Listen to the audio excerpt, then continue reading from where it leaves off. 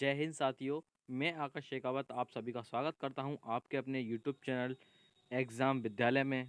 काफ़ी इम्पोर्टेंट आज न्यूज़ लेके आया हूं आप सभी के लिए। जैसा कि आप सभी जानते हैं मेरे साथियों, आरआरबी ग्रुप डी की जो कि काफ़ी सालों से यानी कि लगभग 2 ढाई साल हो चुके हैं इस वैकेंसी को, फाइनली आज उसकी आंसर की आ चुकी है। और आप इस सभी के लिए आप सभी को बहुत बहुत शुभकामनाएं। तो मैं बात करता हूं आज के आंसर की देखते हुए। देखिए, सबने आंसर की नोटिस भी कर ली होगी, देख लिया होगा सबने आंसर की को, अपने अपने क्वेश्चन जांच लिया होगा कि हमारे कितने क्वेश्चन हैं, कितनी कट ऑफ जाएगी। इन सभी कट ऑफ के बारे में मैं आज आपको विस्तार से बताने वाला हूं कि समथिंग कितना कट ऑफ जा सकता है किस जोन का। तो आज उसके बारे में हम चर्चा करेंगे, तो वीडियो में एंड तक बने रहिएगा।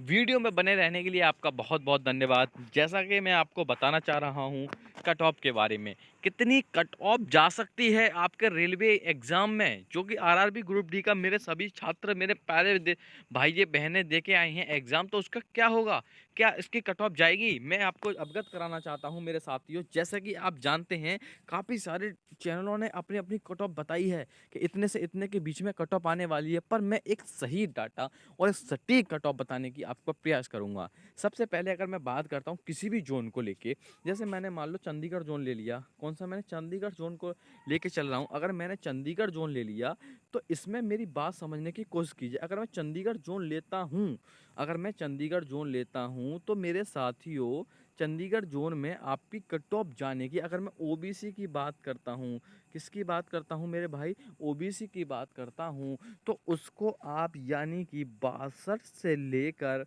आप 65 के बीच आप कट ऑफ ले सकते हैं।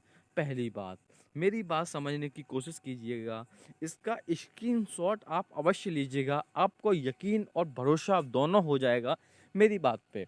अगर आप ओबीसी से बिलोंग करते हैं तो आपकी कट ऑफ 62 से लेकर 65 तक जाने की अत्यंत संभावना बन जाती है। बात क्लियर। अगर मैं आपको जनरल की बात कर रहा हूँ, जनरल कैटेगरी की, तो आप कितना मानते हैं, मैक्सिमम टू मैक्सिमम आप मान के चलेंगे तो आप 68 से लेके 70 के बीच में कट ऑफ लेके चलना।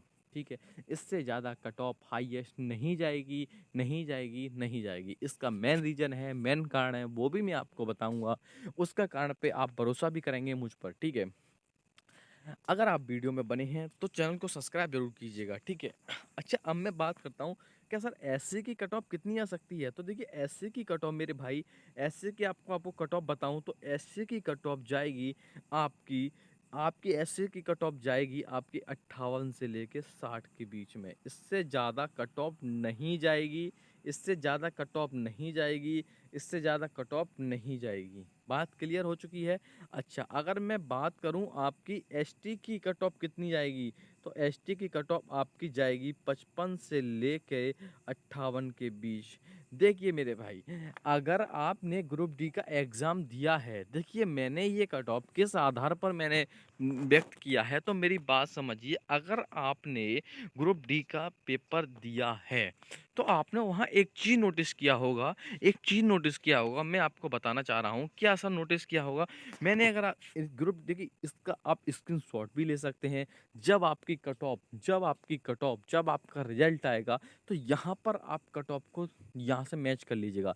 इससे 1-2 नंबर आगे पीछे होगा, मैं ये नहीं कहूँगा इससे 4-5 नंबर आगे पीछे होगा, मैं सिर्फ कह के चलूँगा इससे 1-2 नंबर ही आगे पीछे होगा। मेरी बात समझने की कोशिश कीजिएगा। मैंने आपसे क्या बोला, अगर आप जानते हैं तो अगर आप पेपर देने गए होंगे तो पेपर देने में सर आपको एक चीज़ देखोगा कि यहाँ सर बच्चे प्रेजेंट नहीं है। यहाँ पे 30% से लेके 40% के बीच ही बच्चों ने पेपर दिया है, यानी कि कैंडिडेट कम और वैकेंसी ज़्यादा इस बार पहली बार हुआ है। कैंडिडेट का वो कैंडिडेट नहीं गिन रहा मैं कि मतलब 38 लाख बच्चों ने पेपर दिया या 40 लाख बच्चों ने पेपर दिया। मेरा कहने का मतलब जो जनरल बच्चा है पढ़ाई करने वाला, उसका केवल 40% है पेपर देने वाले। देखिए, पेपर तो हर कोई देता है, ठीक है, जो मेहनत करके जाता है उसकी बात कर रहा हूँ मैं। ठीक है, जो आपको फाइट जो करनी है मेरे भाई, वो 80 से 90% के बीच में नहीं करनी, आपको मात्र 40% के बीच में करनी है। इसका मतलब ये है साफ साफ के कट ऑफ कम जाने की अत्यंत संभावना बनती है। ठीक है, मेरी बात समझिएगा। दूसरा रीजन क्या है, दूसरा रीजन मैं ये कह रहा हूँ कि देखिए, अभी एनटीपीसी का एग्जाम हुआ था। किसका हुआ था, एनटीपीसी का एग्जाम। लगभग देखिए, जिस बच्चों ने, अगर मैं 95% बच्चों की बात कर रहा हूँ, जिन्होंने एनटीपीसी का पेपर डाला है वो उन्होंने ग्रुप डी में भी पेपर डाला होगा, ठीक है, जिन्होंने ग्रुप डी में भी पेपर डाला हो। अब ये बताइए मुझे कि वो एनटीपीसी में जॉब लेगा या ग्रुप डी में। कोई भी व्यक्ति है, अगर आप हो तो, अगर आप ए व्यक्ति हो तो आप एनटीपीसी में लोगे या ग्रुप डी में, जाहिर सी बात आप एनटीपीसी में सिलेक्शन करोगे। तो कम से कम वैकेंसी का, सिलेक्टेड बच्चों का कम से कम 80% से लेके 70% के बीच तो कम से कम एनटीपीसी ने ही जगह ले ली। तो कट ऑफ आपके लिए बची क्या? कट ऑफ आपके लिए बची क्या? तो मेरी बात समझिएगा, ये आपकी कट ऑफ डिसाइड करती है।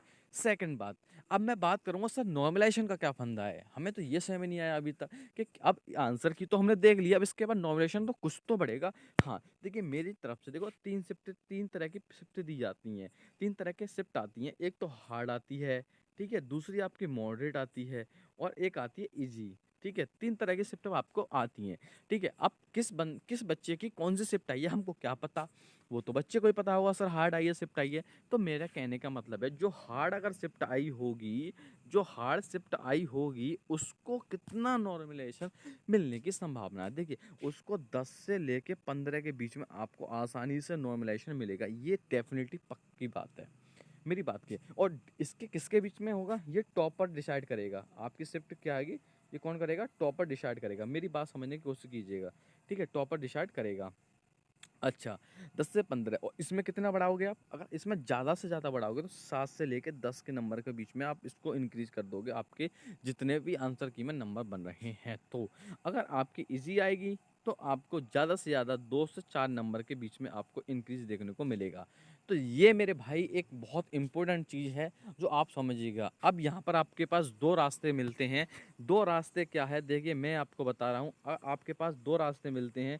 पहला रास्ता ये है कि अगर आपको लगता है कि हमारा सिलेक्शन होगा और आपको लगता है हमारा सिलेक्शन नहीं होगा, तो क्या रास्ता चुनना है? अगर आपको लगता है कि इतने के बीच में हमारा सिलेक्शन हो सकता है, तो आप भी फिर भी तो तैयारी तो फिर भी करनी है, किसी न किसी एग्ज़ाम की तैयारी करनी है, ठीक है। तो यहाँ पे आप अपनी तैयारी को रिलैक्स होकर बरकरार रखिए। अगर आपका सिलेक्शन नहीं होता मेरे भाई, तो सीरियस हो जाओ पूरी तरह से।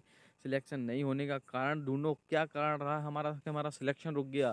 2 साल से प्रक्रिया चल रही है, 2 ढाई साल से प्रक्रिया चल रही है, अगर आपका अब भी सिलेक्शन नहीं हुआ तो बहुत गड़बड़ है, बहुत गड़बड़ है, बहुत गड़बड़ है। इसीलिए मैं आपको अवगत कराना चाहता हूँ कि यहाँ पर आपको सभी प्रकार की क्लासेस उपलब्ध कराई जाएंगी, पहली बात, ठीक है। अच्छा, इसमें एक टॉपिक तो रह ही गया जो कि आपसे लोगों से डिस्कस करना है। मुझे क्या डिस्कस करना है? मैंने आपको बताया था कि अब रेलवे की प्रक्रिया जो भर्ती आएगी वो कब आएगी, या आएगी भी नहीं आएगी, बहुत बच्चों का सवाल है। तो इसका सिंपल सा फंडा है कि देखिए, रेलवे की भर्तियों के बारे में ये अफ़वाह है या अफ़वाह नहीं है, इसका तो मतलब ये तो गवर्नमेंट ही तय करेगी। तो जब तक ऑफिशियल नोटिस नहीं आ जाता तब तक ऐसा कोई स्टेप कोई भी ना उठाए, ठीक है। तो अपनी तैयारी बरकरार रखें। तो इस वीडियो को यहीं करते हैं समाप्त। तब तक के लिए जय हिंद, जय भारत, वंदे मातरम, भारत माता की जय। जोरों शोरों से तैयारी करेंगे, वीडियो रेगुलर मिलती रहेगी। धन्यवाद, थैंक यू सो मच।